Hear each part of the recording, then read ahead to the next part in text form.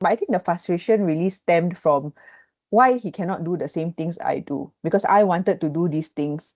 So now if I want to ride a bike, I also want him to ride a bike. But why can't he ride a bike? Or if I want to go swimming, like you said, I want to go underwater and touch the ground. Why can't he go underwater and touch the ground also? Things like that. So I think that's where the frustration came from. Mm.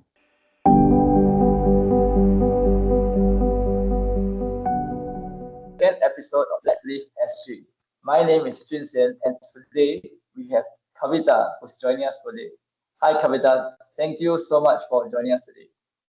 Hi, Junxian. Thank you so much for having me today.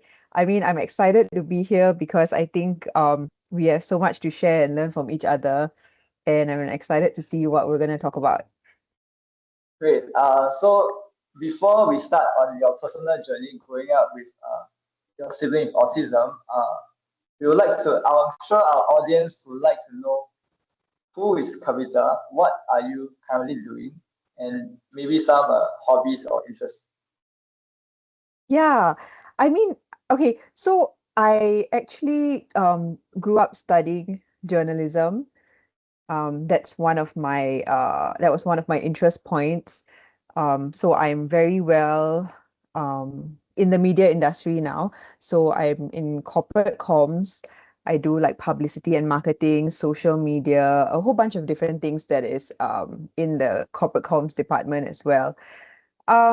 Yeah, so I think my work really revolves around like publicity, social media, marketing, and different aspects of communications. Yes. And outside of that, some of the things that I enjoy doing is scuba diving. Yeah, so that's one of my interests. Yeah. So I've actually been diving for the past couple of years now. I feel it's a good getaway from Earth. I mean, not Earth, but land. I should say land.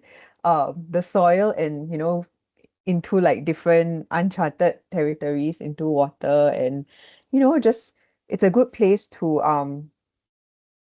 just relax and see like a different part of the world that we don't usually see on a daily basis. So yeah, that's one of my um hobbies, a bit of an expensive hobby, but the day-to-day hobbies, it's more of like, just hanging out. I do my own social media postings like travel photography. Yeah, so I'm really into travel photography or food photography now. I think that's something everyone can kind of relate to, taking pictures of your food before eating and uploading it, right? Yeah, so these are some of the things that interest me. Thank you very much, Kavita. I find it cool, in the media, journalism, and then your interest is like scuba diving. I have to say, I am a terrible swimmer. If you dump me into the water with the device, yeah, probably see me like struggling. Uh, okay, now we talk about the journey. So first thing that comes to mind is how was your relationship with your brother in your childhood years before you knew about his condition? So to give the audience some pretext, your brother is younger, right? And then, am I right? Yeah, yeah, yes. Yes. And then after this, you got to see him. Yeah, so okay, I'll shut up now and I'll let you answer. Thanks. No, I mean it's true. So yeah, so my brother's 2 years younger than I was, so not much of an age difference uh growing up.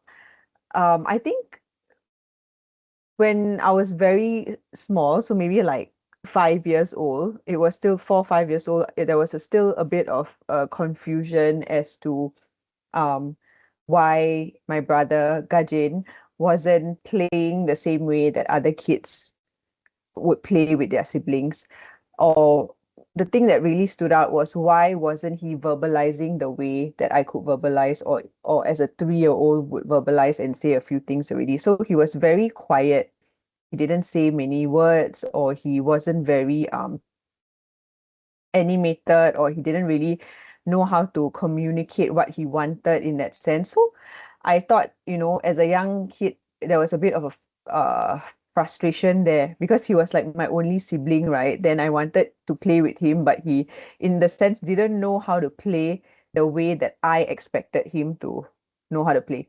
So yeah, so I would say in that sense it was a bit hard to understand. But the good thing is I think that's where the importance of like parents come about, and they're there to at least educate and share with their children. So I think my that's what my mom and dad did. They actually kind of explained that Gajin has special needs, and that means he takes a bit slower to understand things, or maybe he plays a bit differently. He can still play, but it's a bit different, and just kind of explain to a 5-year-old, because a 5-year-old will have so many questions. They won't just understand, oh yeah, okay, he has special needs. They will be like, what is that? What does it mean? Why? So many why. So they actually were quite patient, and just to like repeat that every couple of days, or however long I took to understand that he, you know, Gajin is different. So I must be a bit more patient and kind of understand how he does things, and see whether we can meet halfway and match and play in a way that he's comfortable and the way that I'm comfortable also. So it got to that eventually, of course, with a lot of understanding, I would say, and a lot of like sharing from my parents, yeah, and support lah, I would say, yeah. Uh, I think it's amazing that at the age of 5, as you try to play with Gajan, and then you notice the difference, and then also your parents, say like, okay, let's tell share with you. It's not no, it's definitely not easy at the age of 5. And I do want to ask, do you remember? Because it's been a while. Like, what was the thing that you tried to play with him initially? The one example, and then you mentioned about eventually it came to a compromise, and then Yeah. So for example, I think a simple game, even like hide and seek. So if I were to hide, then he's supposed to find me, right? But it was hard to, like, he didn't know that he was supposed to find me. Instead, he would just walk around aimlessly. So I would get frustrated. Like, why isn't he finding me? He's supposed to go into every room and look for me. Or if it's his turn to hide, then he needs to hide properly. But no, he will just stand somewhere very visible, and I would find him right away. So I think it's the simple games like this, simple to us, which kind of like frustrated me growing up. Like, oh, why wasn't he understanding that? So I think slowly, when I would say I understood him better, that there are certain games that we can play together. um it would be things like maybe like coloring. So I could be like coloring something, but he also will color something in his own way, but we're doing the same thing, right?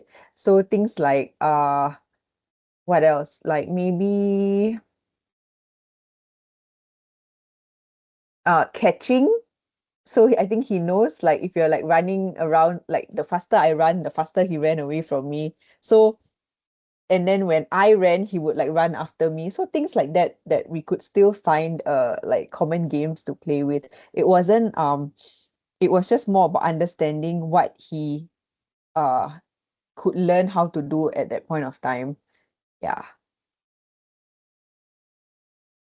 okay, this is okay. This is really very cool in the sense that, I mean, if you think about it, you are still learning about yourself as well, but then you are also learning about your brother at the same time, and really kudos to you. That somehow you at such a young age you know that, okay, let's find a way, to play together. If I mean, if it's me, maybe I'll be like, oh yeah, maybe I might not want to play, but it was a choice. And I sorry, I know, but I'll just keep going back to the young age.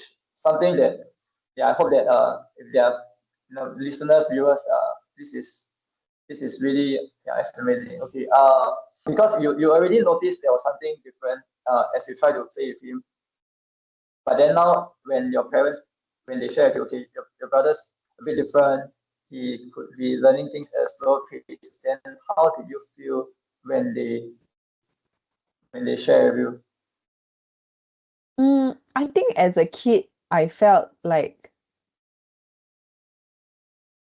like why, like how and why. I think those were the two main questions. Like, oh, why is he that way? Because there's no answer to that, right? It's just he's there's no like proper answer to that, like scientifically, like factually, that kind of answer. Um, but also like how I think it's harder to explain to a young child, like as compared to adults. When we tell each other now we're aware, the awareness has grown, and we're just like more inclusive naturally. But for a kid, I think because it was just me and Gajin, it's I think the feeling was maybe a bit lost lah. Like, oh, but I don't know why. Then when he does whatever he does, or the way he plays, or the way he tries to communicate, or the way he even has his meltdowns, right? The question why was always there. Like, how come he has these things, but it was things that I cannot relate to because I never had a meltdown like that, or I never behaved in that way. Yeah. So it was just a bit of lostness and a bit of curiosity also lah, in that sense, like, oh, like how come we are so different. um yeah, I there was a bit of frustration as well, but I think the frustration really stemmed from why he cannot do the same things I do, because I wanted to do these things. So now if I want to ride a bike, I also want him to ride a bike, but why can't he ride a bike? Or if I want to go swimming, like you said, I want to go underwater and touch the ground. Why can't he go underwater and touch the ground also? Things like that. So I think that's where the frustration came from. Mm. Mm, okay, there's the frustration, but maybe later then I'll go on. I'll touch on that. But moving forward, as you start to understand Gajan better, you start to understand the condition better over the years, as you grow up, because it's a 2 years gap. How has your relationship with him evolved? Don't mind if you like walk through like maybe the school years and then continue from there. Yeah, so I think a lot of these years we were not in Singapore, we were overseas in the US, because my dad's job in the Air Force took him there. So I think we all packed up and moved there for several years, and at for blocks of time. So we were there for like 2 years, then like another 2 years, come back to Singapore, then 2 years back again, come back here for 2 years. So we kept moving back and forth a lot, maybe like 5 times in total. Um, so I would say in school in the US, I think people are just naturally more, or not even in school, just in the US itself, like people are just more naturally inclusive and more aware of special needs, because it's so prominent there. Like, there are more of them there, and they're not afraid to hide, or like they're not like embarrassed by it. It's like a normal thing. You can go to a grocery store, then you can order, and or you can pay for your whatever you buy there, and the cashier or the person at the counter, no matter how young or old they are, they will automatically know if someone is special needs, and they will know exactly how to speak to them. They're just very friendly, and there won't be any of the staring and any of that. So I think thankfully for that, um I would say Gajin thrived a lot in that environment. When it came to school as well, he also thrived. It was very good, like progress for him. So I think our relationship was quite uh okay. Like, I mean, we will still go out like for like family holidays, and like, have normal days at home, like eat dinner together, things like that, go out for car rides and all that. I think only when he started to have like um meltdowns as he grew up, like I think the older he got, there was a point of time where he was having a bit of some like epilepsy episodes as well. Yeah. So there's a period of time where he had it quite frequently. And then with that also came like he was frustrated that he was getting it lah. Like after uh he had that epilepsy moment, he would just wake up and that week he would not feel good. Then he felt very angry and frustrated also. So I think we just had to ride the wave of what came because with his emotions, we also don't know what to expect. So it's really like a roller coaster. Like there are some very good days and there are some very challenging days as well. So we just had to ride the wave. Um Naturally, I think I became the the discipline master of the house. Yeah, because I think my parents were also very they're very nurturing, they're very kind and loving towards Gajin. And with that, he kind of also sometimes take advantage of it lah. You know, he's a bit cunning in the sense he knows that he can get whatever he wants with them. So I think seeing that maybe as a sibling that's only 2 years apart, maybe while growing up, maybe seeing that there was a bit of a like, hey, that's not fair, you're just getting everything that you want.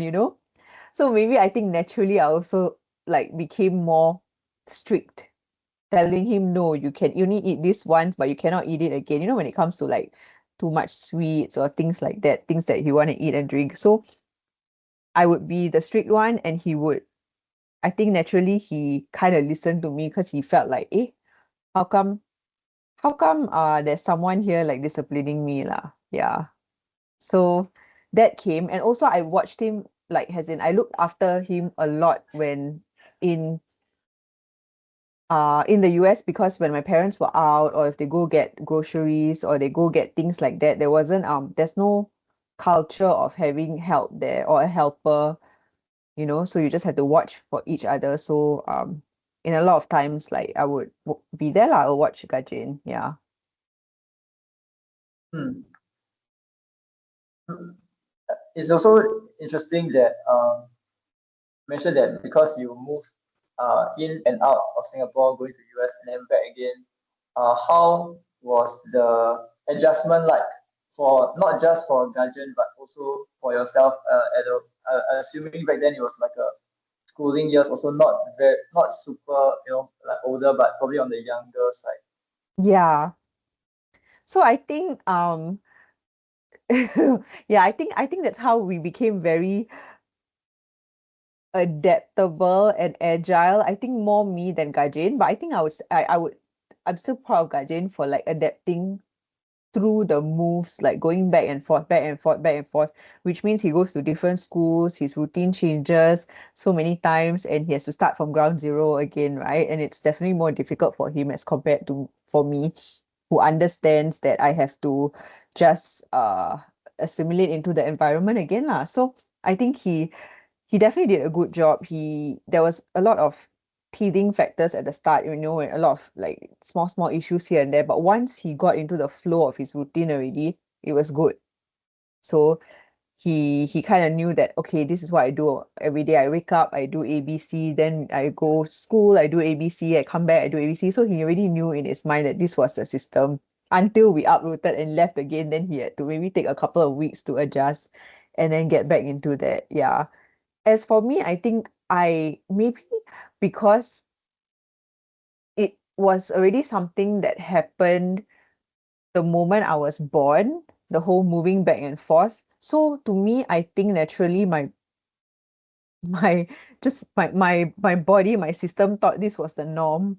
So I would feel like it wasn't like I was rooted so long in Singapore, then I had to uproot and adjust. It was like the moment I was born, I was here, I was there, go back, come back, go back, So I thought that this was like a natural course of life. Like this is the normal thing to move every 2, 3 years, pack up, move kind of thing. So I think I naturally adapted to it better than I thought I would. Yeah. The hard part was, of course, coming back to school and trying to catch up with um local syllabus and also like trying to make new friends and all that. But the new friends part, it was like because I think I was used to it already, I just kind of knew how to find friends and make friends. But the school like the education, the syllabus part of it, yeah, that one was a bit challenging, but also I felt like even before I can think of it, I'm already packing up to move somewhere else. So yeah, so it wasn't as bad as it sounds lah. The adaptability was there. Um, Also for Gajin, the last round that we were in the US before we came back to Singapore for like the final time, because now we're here and we're rooted in Singapore, right? But the last trip, we actually stayed in the US longer than usual. So I think for 2 extra years, just so that Gajin could get the best out of school and everything lah, as much as we can before we move back here as well. Yeah. Okay. I'm very curious. The what is like just one very stark difference that you see Gajan in the US in the environment that you whether it probably in the school setting, but if not, it's fine. But it like that you don't see here in Singapore. Just one. Mm, no, I mean, I think right now, I feel like Singapore is a very close match already. Like the current day situation, like right now, I feel like it's very good. But this is what I'm talking about, like 10, 15 years ago, Mm, then I would say that Singapore was a bit behind in terms of like, um,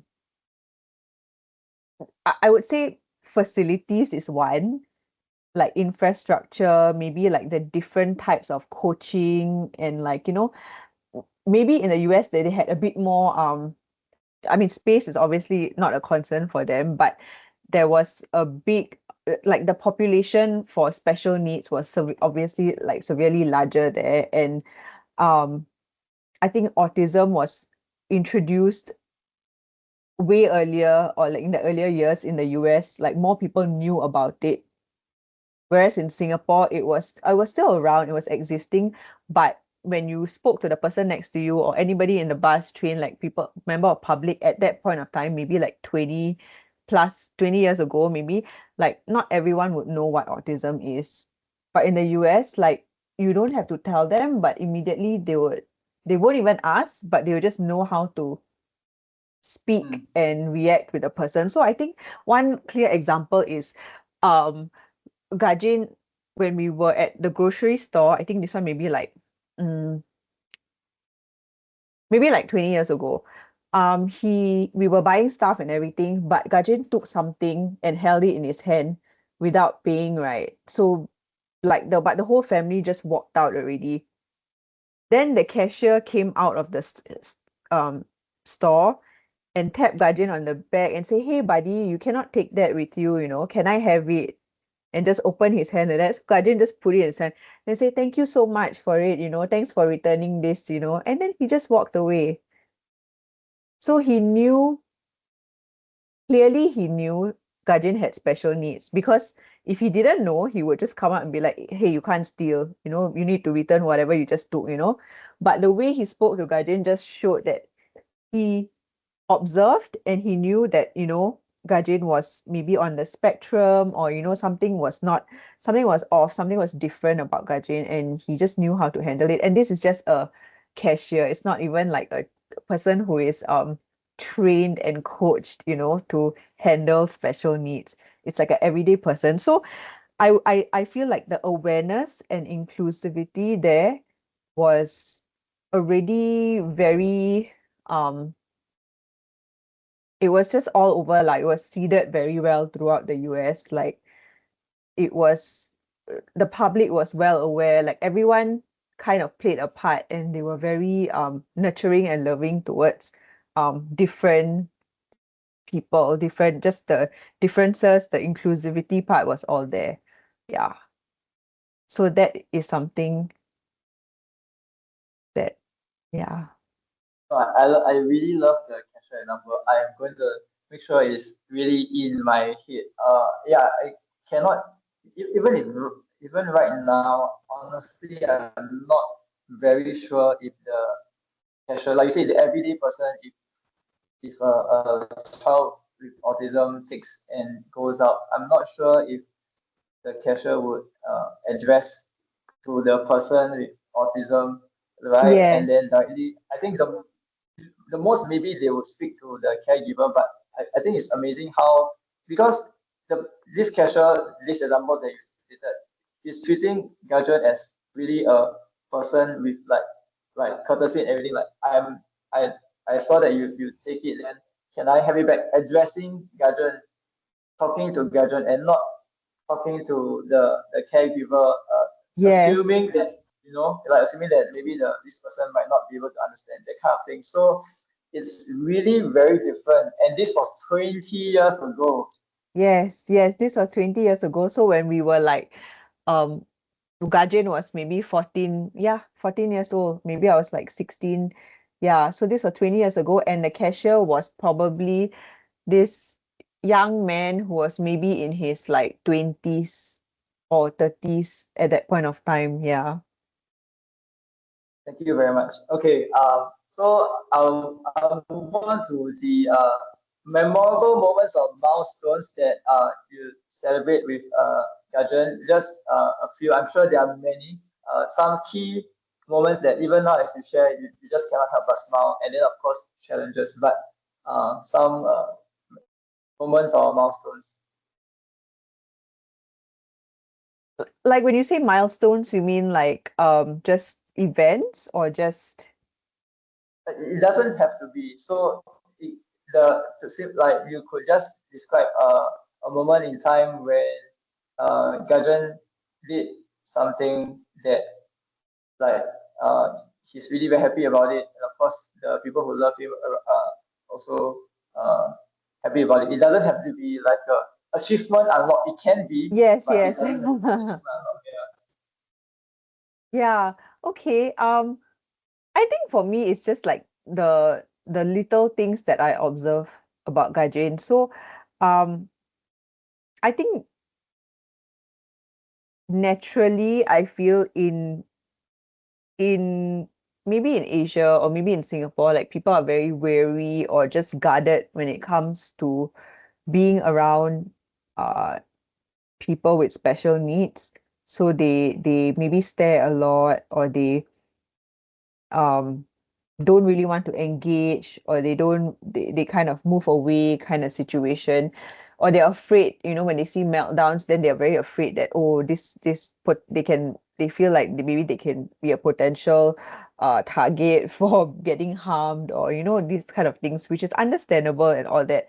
Um i think i think for Gajin is like, for me, the smallest things that I see in him, like I see and I go like, wow, that's really very sweet. Like some of the things are just that kind of breaks the stereotype lah, I would say, is that he's very loving and gentle naturally to everyone, but more so to children. So he is so careful around them. Like he treats them like they're very fragile, so he like taps very lightly. And knowing Gajin, he's very strong, he has so much energy, right? When he shakes your hand or he holds your hand or grabs your hand, this comes with a lot of force, and he's strong. But around children, he kind of just mellows down, and he knows that these humans are small, or maybe they're just like, he's very in awe, they'll walk around like 3 4 5 year olds, they like walk, so just like children, anyone smaller or like just tiny lah. He will go and pat their shoulders, but very light, like, the touch is very light, and he will move out of their way, um, sit down and observe them a lot. And sometimes he will get excited because he sees them play, so he will get more excited seeing them play. He's watching them interact with each other. And I think the beauty about this is that because they're children, right? And they don't have any like preconceived like thoughts in their head about like people with special needs, or what they have learned or what they've observed or what parents have told them, that has formulated like opinions prior to engaging with people with special needs. They come from really just like nothing, and they just come from, this is a first experience for them. So they really come to Gajan with so much love, and they want to engage with him, and even some of them actually um come to Gajan to play with him. Like they might throw a ball at him, or for example, like Gajan loves swimming, right? Sometimes we take him to the public pool and he just wants to swim there and actually be left alone. And but some of the children that swim there and go down the slides will like splash water on him, or like, get him to swim with them, and play in the water with them and things like that. So I think that seeing Gajan like interact with um young children just shows us a side of him that's just very, very, very kind, very loving, and it shows that he is aware and he knows that they are small, they are fragile, they they need to be protected and taken care of. So I think he naturally just is very gentle around them, and I feel like one of that that's something that I feel like I'm very proud of seeing him um interact lah with them. Yeah. Mm. Thank you very much. Yeah, that is really that human interaction, and you're right. The kids, they are like a blank piece of paper. They are like, oh, yeah, it's amazing. I hope that we can see more of such interactions with adults. Okay, anyway, moving on from that. Yes, yes. So how about some challenges? Just uh, as you grew up with him, or if there are any like current challenges at the moment. Yeah, there were definitely a lot of challenges growing up with Gajin. The meltdowns were definitely one of them, because the meltdowns will happen in public. It can happen in the middle of the road. So we've had crossing the traffic light, and he just sits down in the middle of the road, and the light is almost red. We have to cross already, but because he's bigger now, he's not a kid anymore. You can't just carry him. He's bigger, so he sits down and he refuses to move. So the cars need to move already, right? So we have to try everything in our power to coax him and pull him out of that situation, because he also doesn't understand the danger of traffic and all that. So I think this is like a challenge that has like, it's a multi-element challenge in that sense. It's not just the meltdown, but it's also the him not being wary of traffic, not understanding you can't just run across the road like that, which he has done several times. So we have to always um just keep him near. We try not to hold him and hold his hand so much, because we understand it's uncomfortable to have someone hold on to you all the time. So um yeah, so it's things like that has been quite hard for us. Sometimes getting on a plane, he refuses to. So I think that one also a bit, it can take a toll, because by right, um, again, it comes with awareness, when public and staff or whoever, like airline staff, is not aware that he has special needs and all that, immediately they will just think, okay, as a member of a public, this person doesn't want to enter the plane. So they shouldn't lah. So they, by right, then y'all don't enter the plane, and you shouldn't be forced into the plane. But then it also comes with, like, if you understand the situation, then you would have treated it differently, right? You would have said, okay, maybe here's a calm space for you to relax. Maybe we can board you guys last, do what you need for now, and then, so there are different approaches to it. Also, um stemming from the public, I think, not having enough knowledge. So I think for me, it's more of like, if the people surrounding us could give a little bit more care, or just be a bit more aware to know what's happening and find like different solutions, because it's not like a one solution fits all situation. Then I think, for has like caregivers or families with special needs, it would make it easier for us to be out in the public space and in the open and navigate, and we'll be more confident as well to tackle challenges in public, because we know there's a support system out there as well. Yeah. Mm. Yeah, that's tough. When when things happen and it's the situation is really not easy, but the people around are not exactly making it easier as well. Uh, Yeah. then, how as you face these challenges together with your family members, how do you like work through? How do you work through it? Mm, I think we take different approaches all the time until we find the right formula. So sometimes it's really just having to sit there with him and until he's okay. But that's of course when there's no traffic involved. So the situation matters as well. Sometimes it's distracting him, saying that, okay, you want your favorite snack, or we can have something that you want. Like what do you want to have? Then he feels like, he's not so flustered, not so angry, not suddenly he feels like, I can have something that I like. So that switches him out of that mood also. So there's different uh methods that we've tried to get him out of the zone that he's in when he goes into the meltdown. Sometimes it could be as simple as telling him a story, because he's a big fan of like storytelling. He likes like to know about like, actually he loves his own life story lah. So about him waking up, getting ready, things like that. Like he likes to hear about what he's gonna eat, where he's gonna go, who he's gonna see, things like that. So it's just um different ways of distracting him with better things so that he's not fixated on, or he's not in the zone of like, in the meltdown zone, and he doesn't stay in there for too long. Mm, Yeah. thank you. Then I'm curious.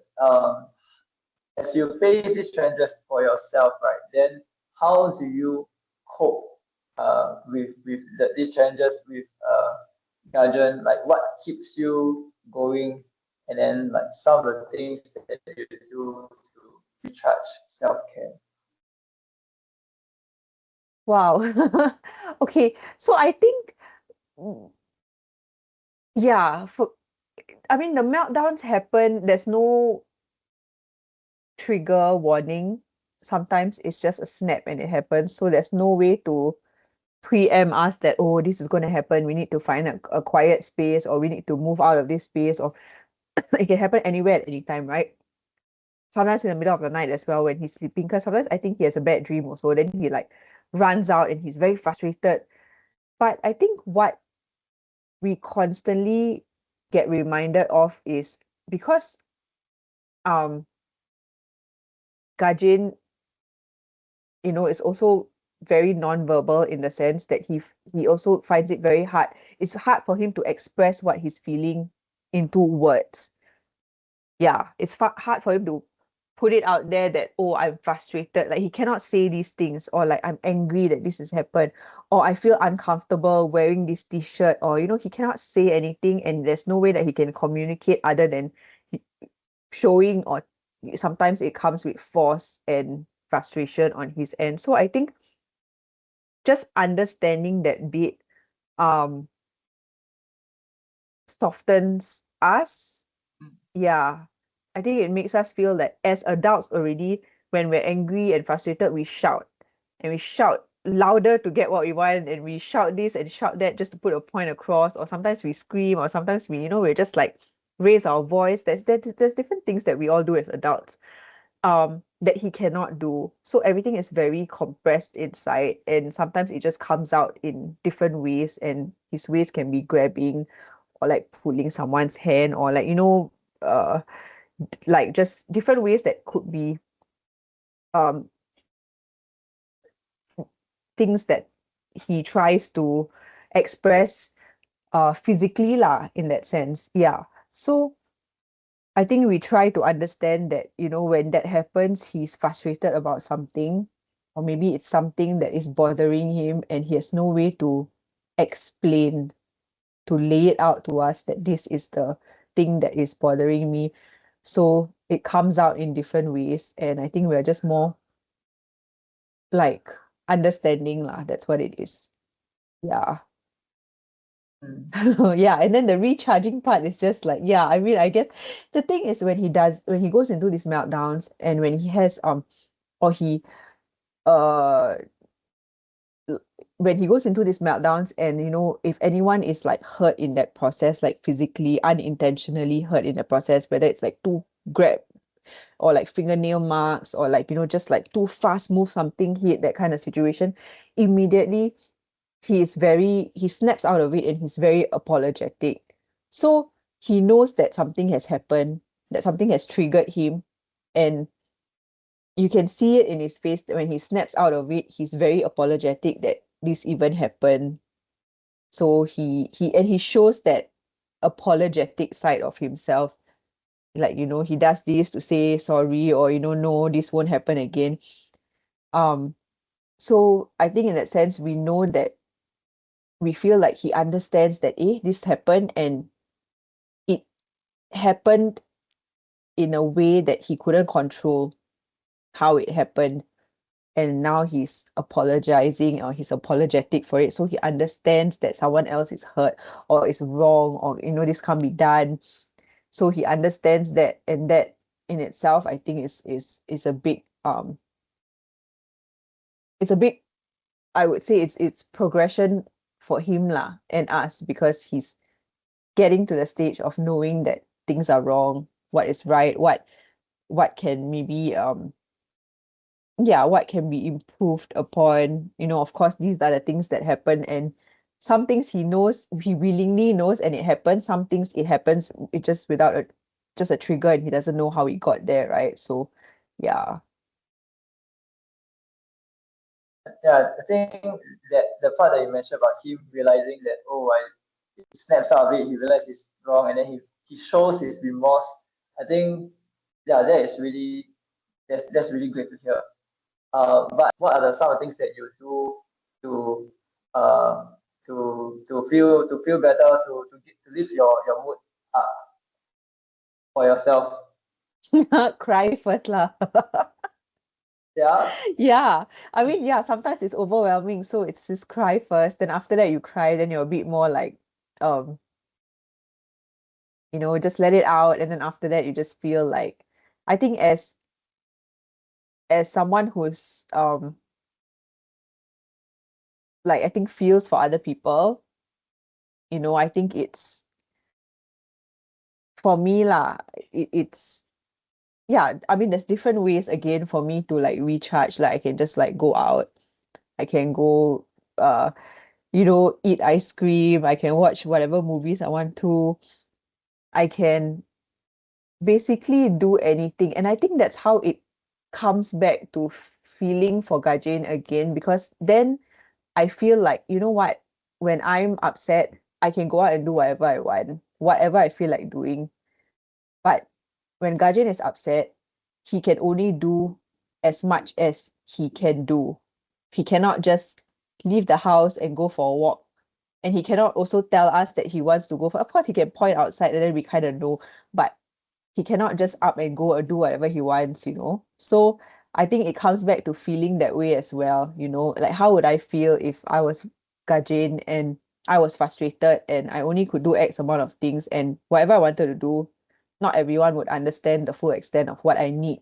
So yeah, so I think that's where the understanding comes. And then resting and recharging, like I do it in so many different ways lah, but I think it's just going back to not being frustrated about the situation. These are the things that I get reminded of. Like it wasn't done intentionally. Yeah. Mm. Uh, I think what I really get from you when I listen to you is really this whole gigantic understanding and empathy that you have, like putting yourself in Gajan's shoes. It's something that as me as I'm a coach of them, I feel that I should develop more. Okay, how is a day to day like with you and Gajan? Could be a weekday, could be a weekend. A day to day. Okay, so uh currently I'm still in like I mean Gajan and I still live together. So a day to day is he does he get up earlier than me? Yes, he does. Okay, so he gets up earlier than me. I can hear him in the morning already because he's not a morning person at all. So he's grumpy in the morning. He wakes up and all that. Um, One thing that he does is he gets ready, he has his breakfast, he's still very grumpy and all that. So wake up in the morning, um, he hardly wants to engage with anyone lah. He just get ready, everything out the door on the bus to school. So then I don't see him, right? I'm also at work. When he comes back from school, sometimes I'm home also. When he comes back from school, he's always in a cheerful mood. So he comes back, the mood is like reverse. He's cheery, he's humming, he's singing, comes back, he showers, he's happy, eats his tea, fruits, watches his TV, um, goes around everyone like kepo, want to know what they're doing. Then after that, have dinner as well. He's still in a very good mood. Um, then he will kind of, oh yeah, when he gets home from school, usually he'll open my room door to check if I'm here. So that will determine what he can do and cannot do. Yeah. So if he sees the door is locked or he hears he hears me inside, then he knows that okay, today cannot do much things. If he opens the door and there's no one in the room, then he knows, okay, today I can ask for more chips, I can do this, I can that, everything is great, right? So he's quite clever in that way lah. Yeah. So usually at night also after dinner, like we all have dinner, then we all like watch some TV together. Sometimes Gajin, um, because he wakes up so early, right? He will like want to go sleep quite fast. Sometimes he's just overstimulated. I think he's excited. Um, and he just stays up late with us lah, watching some TV. And then eventually when he wants to sleep, he will go sleep. Yeah, all of us, if we turn off all the lights, then he will go to sleep already. Yeah. I really like the part when you mentioned first thing he reach home, he has to check whether the discipline mistress is in or not. Then after that, I know what I can do and what I cannot Yes, do. yes. So every day I'll hear the door knock, when I'm inside, like say, wow, okay, now I know he's back because he'll try and open the door. Yeah. So sometimes when I'm not around also, um, everyone keeps my door closed and locked just to trick him into thinking that I'm inside. Yeah. So that Oh also works. no, And okay. yeah. But he's very clever because sometimes he puts his ear against the door to hear if there's any sound. Yeah. Okay, really thank you very much for this like really detailed day to day. I really okay. Uh we moving on to uh something a bit I guess deeper in the sense like um uh maybe about this if you were to share some your words of wisdom, but the context is to a fellow sibling, someone else who also has a brother or sister with special needs, going through a similar journey. Like, what would it be? Yeah, something like that. Words of wisdom. Um, Some advice, like yeah, Advice. or it could be a yeah, tell or the older you, what would you tell a younger you? The same idea, like how so that someone else who has like a similar journey then uh could have a like so called better head start. Yeah. I would say your journey will be different from most people, and your sibling journey, actually your entire life journey will be different from most people. But the key is to never underestimate yourself. So whenever you think that's your limit, that's your threshold already, it's not. It's just the achievement unlocked, and then you go on to the next stage. Then you realize, oh, I made it through that. Then you keep going, and then you feel like you reach your limit and threshold again. And then again, it's achievement unlocked. You go to the next stage. And what that is actually, right? It is it is growth lah. That's what it is. Because it doesn't come easy. I think you will realize that your awareness, your maturity, um, your uh just your responsibilities um develop very quickly. And because of that, I think it is you will feel naturally that you are moving faster than a lot of people, and you would feel that maybe you face more challenges and more adversity than most people. And sometimes that comes with frustration, or like, why is it unfair and things like that. But in the long run, right? Like in the long run, I think it's actually very good. uh yeah, I feel like the growth and the ability to adapt and understand people around you, like you just develop these skills and you develop this character and personality that comes from so much experience. It shapes who you are, and it's a no regrets thing, because it is not something that someone can acquire from attending a course or learning about people or going 4 years to university or taking a master's degree. Like, no, make none of that's going none of that's going to contribute to the kind of person that you become when you grow up in this journey with a sibling with special needs. Yeah, so I think, to me, it is been very,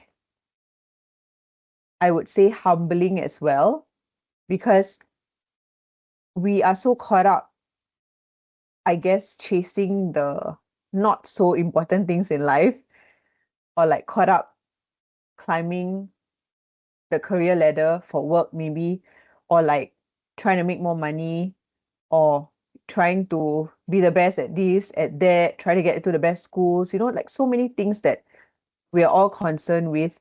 But I think when you have someone who's close to you, that has grown up with you, that comes, that is like differently abled lah, or with special needs, they kind of force you to look at the more important things in life, which is like family and health and like love, and like things that, to be honest, like people only realize when on their dying bed lah, to say it, to put it as direct.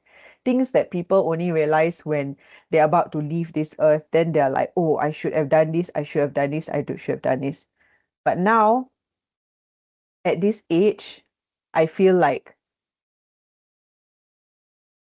it's such a blessing to know where to focus our priorities on, so that later in life, like, there's no regrets lah. There's no regrets. You will live a life filled with so much growth, like, and learning, and absolutely no regrets at the end. Because I think, for me, Gajin has really forced this forced us to look at life as not a rat race, but like focus on the people that surround you and loves you and like supports you, and also focus on yourself. Yeah. So I think that is my long I should have given a shorter word of wisdom or advice. But like, don't feel that you are alone. Always feel like there is a reason that your sibling was, I guess, partnered with you or packed with you. There's a reason for that. And no amount of learning in the outside world will get you to the stage of you learning within your home grounds and with your growing up with your sibling, that will develop your character and give you the best skills that you need in life, lah, or just the best outlook that you need in life. Yeah. Hmm. Yeah, I just hearing from you, I get this very strong sense that you you are able to draw the the all the positives, and it comes out very strongly from you. Yeah, something that, yeah, something I can learn. Okay. The final question, which is my favorite question, I will ask this question to all of my guests. So, if uh, there was one or two particular character trait of Gajan that you wish other people could know about him, what would it be? Okay, just now I know you mentioned about how he loved kids. So, besides kids, is there another character trait that, well, if you know about him, or something, yeah. A character trait about Gajin. Um, Immediately the first thing that pops into my mind is he is very affectionate. He's a loving person. Um, when you spend time with him, he shows it in ways that he will share his snacks, or he will sometimes just randomly come up to you and kiss your head, or just, so sometimes I think people get a bit taken aback, especially of course if it's like strangers, or uh just not immediate family members maybe. um yeah, because he just comes from a lot of love, and when he feels like someone is going the extra mile or taking care of him, or like, buying him something he likes, he's very appreciative and he's very loving. So as much as he doesn't like to be hugged, like he doesn't like to be hugged, he doesn't like people touching him and all that, right? He will go to people and like maybe show appreciation by tapping them, or maybe hold their hands very tightly, or maybe sometimes randomly just come and kiss them. So sometimes people get a bit shocked, but yeah, I think his nature is he's very loving, and he is very uh curious. So he's very curious about things. Like he has a very curious personality. No matter where we go, um, maybe it can be someone's house, he will go into their every single room, explore the whole house. If it's a uh mall, he would walk around everywhere. He wants to go in and out of every space he can find. So he's constantly um exposing himself to like new things. He's not afraid. Like he's not afraid to stand up and walk somewhere where he has no idea where it is, where it will take him. What's so scary about the situation? No one is following him. He will just go and do it and see what is there, because he's just that curious. Yeah. Okay. So he's affectionate, and he's like curious, adventurous, like, Yes, just yes, he go. is. Kavita, really a huge thank you for agreeing to be here with us. Uh, your what you have shared, uh, from from young and everything, and also your I would say paragraphs of wisdom for someone who also going through the same similar journey is really amazing. Is uh, I will final words. I'll leave it to. I'm done. So today is this second episode. Please stay tuned. But I'll leave the final word to you. Is there anything? Yeah, final words. Then we'll end this.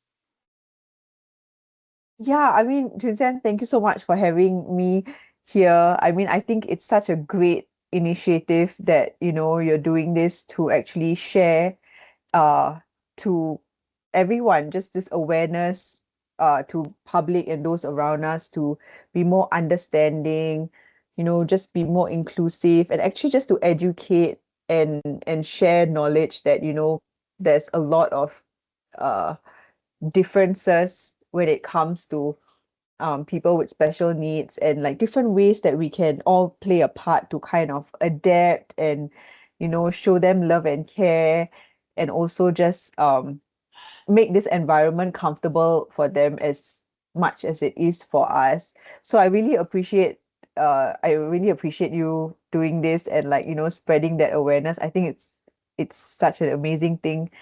And of course, my deepest appreciation is goes back to your passion of really like devoting your time and energy to all our friends and clients and students with special needs, and they really um and the support, the love, and the energy that you and your teammates, coaches, fellow coaches give to them as well. I think because of that, uh they have the space to thrive and grow and learn and assimilate into this current uh world that we are in. Without your guidance and support, it would be such a hard journey for them. So I'm very appreciative of that, and thank you so much. Thank you very much, Kavita. And with that, that's the end of our episode. Bye bye.